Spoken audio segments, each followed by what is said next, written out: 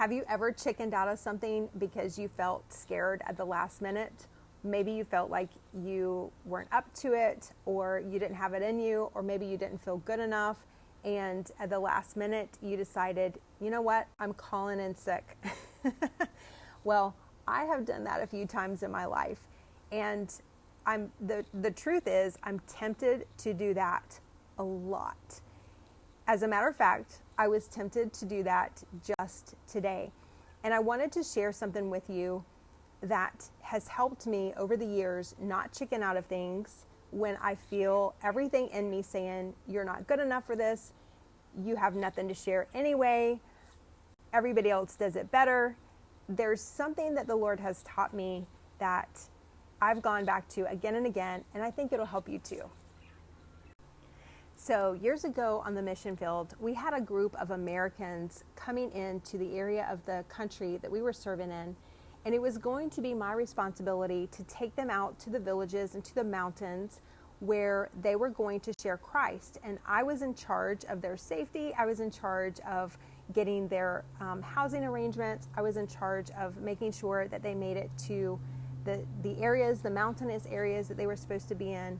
And it was a lot of responsibility. But the greatest responsibility I felt was the spiritual one. I knew we would face spiritual warfare. I knew we would be under attack. I knew that I needed to be the strong one in the midst of this group. I knew that the spiritual leadership fell on me. My husband was not going to be available for this trip. It was me. And the responsibility of that was so big. I remember just getting on my knees before the Lord and saying, God, I can't do this. I'm not strong enough for this.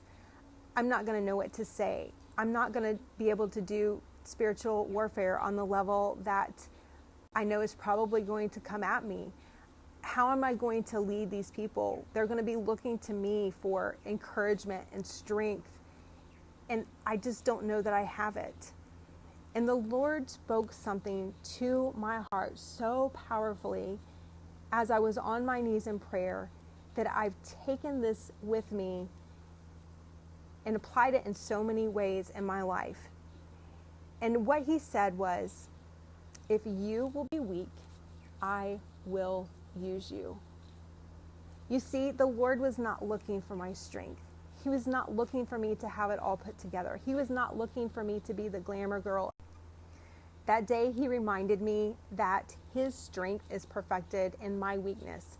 And if I am willing to be weak and vulnerable and not all put together, not perfect, then he will do what only he can do. And in fact, he chooses the base things, the weak things, the things that are not, to confound the things that are.